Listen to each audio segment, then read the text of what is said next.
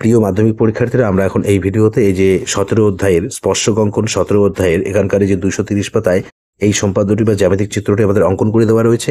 এই চিত্রটি বা সম্পাদ্যটি কিভাবে অঙ্কন করা হয়েছে বা কিভাবে আমরা আঁকবো, আমরা এখন এই ভিডিওতে তা খুবই সহজ সরলভাবে আলোচনা করব এবং অঙ্কন করব। ঠিক আছে, এই চিত্রটি বা সম্পাদ্যটির প্রশ্ন কিন্তু এই যে এটি 2.6 সেমি দৈর্ঘ্যের ব্যাসার্ধের একটি বৃত্ত আঁকি এবং ওই বৃত্তের কেন্দ্র থেকে 5.7 সেমি দূরে ওই বৃত্তের বহিস্থ কোনো বিন্দু থেকে বৃত্তটিতে একটি স্পর্শক অঙ্কন করি। ঠিক আছে, এই প্রশ্নের এই উত্তর করে দেওয়া রয়েছে আমাদের পাঠ্যে। তো অনেক ক্ষেত্রে পরীক্ষায় কিন্তু আমাদের এই যে আমাদের পাঠ্যে যে উদাহরণ দেওয়া রয়েছে এই উদাহরণগুলিও কিন্তু অনেক সময় আসতে পারে। ঠিক আছে, তো তাই আমরা এখন এই ভিডিওতে এই চিত্রটি বা সম্পাদ্যটি কিভাবে অঙ্কন করব তা আমরা শিখবো। ঠিক আছে, তো দেখো তোমরা ভালোভাবে। তো প্রিয় শিক্ষার্থীরা, আমরা প্রথমে প্রশ্নে দেওয়া পরিমাপ দুটি নেই। ঠিক আছে, প্রথম পরিমাপটি হচ্ছে 2.6 সেমি। এই শূন্যের বড় দাগ, এটি হচ্ছে মূল বিন্দু, এখান থেকে হিসেব শুরু হয়। এই 2.6, 1 2 3 4 5 6, এই দুই বিন্দু আমরা যুক্ত করে দেব। এটি হচ্ছে 2.6 সেমি।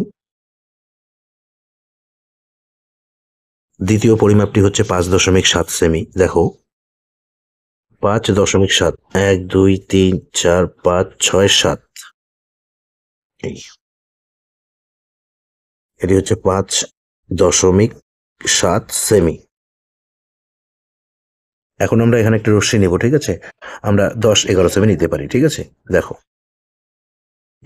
আমরা এখানে প্রায় 11 সেমির মতো নিলাম।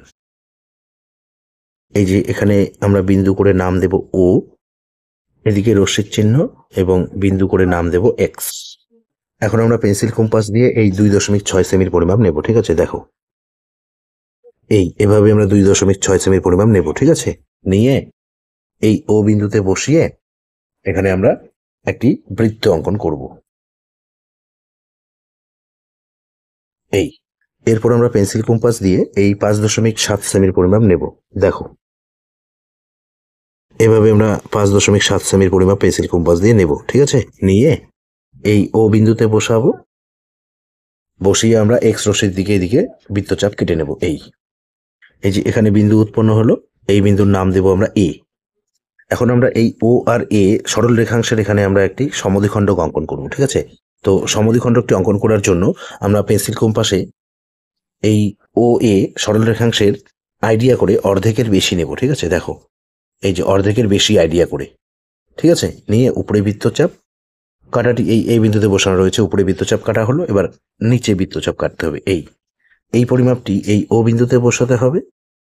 বসিয়ে এই বৃত্তচাপের উপরে আরেকটি বৃত্তচাপ এবং নিচের বৃত্তচাপের উপরে আরেকটি বৃত্তচাপ। এই যে এখানে বিন্দু উৎপন্ন হলো এবং এই নিচেও বিন্দু উৎপন্ন হলো। দুটি বৃত্তচাপ এখানে পরস্পর ছেদ করেছে, তাই এখানেও বিন্দু উৎপন্ন হয়েছে এবং এখানেও বিন্দু উৎপন্ন হয়েছে। ঠিক আছে, এখন আমরা এই দুই বিন্দু যুক্ত করে দেব। যুক্ত করে আমরা ও আর এ সরল রেখাংশের সমদ্বিখণ্ডক অঙ্কন করব। এই সমদ্বিখণ্ডকটি এই যে এখানে ছেদ করেছে, এখানে আমরা নাম দেব ওয়াই। এখন আমরা পেন্সিল কম্পাস দিয়ে এই ও আর ওয়াই সরল রেখাংশের দৈর্ঘ্য নেব। ঠিক আছে, দেখো এভাবে নেব। নিয়ে আমরা এই পেন্সিল কম্পাসের কাঁটাটি এই ওয়াই বিন্দুতে বসিয়ে রাখবো। রেখে এখানে আমরা এই ও আর এ এদিকে একটি আমরা ও থেকে এ পর্যন্ত বা এ থেকে ও পর্যন্ত আমরা এদিকে একটি অর্ধবৃত্ত অঙ্কন করব। ঠিক আছে, দেখো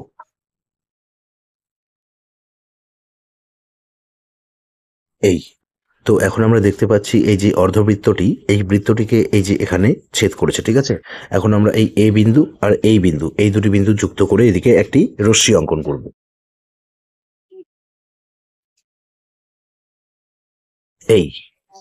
এদিকে আমরা রশ্মির চিহ্ন দেব। এই যে এখানে বিন্দু করে নাম দেব পি। তো প্রিয় শিক্ষার্থীরা, আমরা এই যে জ্যামিতিক চিত্রটি বা সম্পাদ্যটি অঙ্কন করলাম, তোমরা নিশ্চয়ই ভালোভাবে বুঝতে পেরেছো। তো আমরা এখন এই চিত্রটির বা সম্পাদ্যটির নিচে এখানে একটি লাইন ভালোভাবে সাজিয়ে লিখবো। ঠিক আছে, তোমরাও পরীক্ষার খাতায় ভালোভাবে সাজিয়ে লিখবে। দেখো, সুতরাং এপি হলো ও কেন্দ্রীয় বৃত্তের বহিস্থ বিন্দু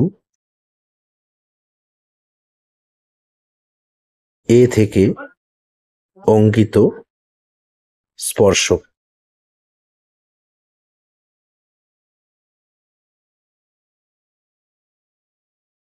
তো প্রিয় শিক্ষার্থীরা, এই ভিডিওতে এ পর্যন্ত। ধন্যবাদ।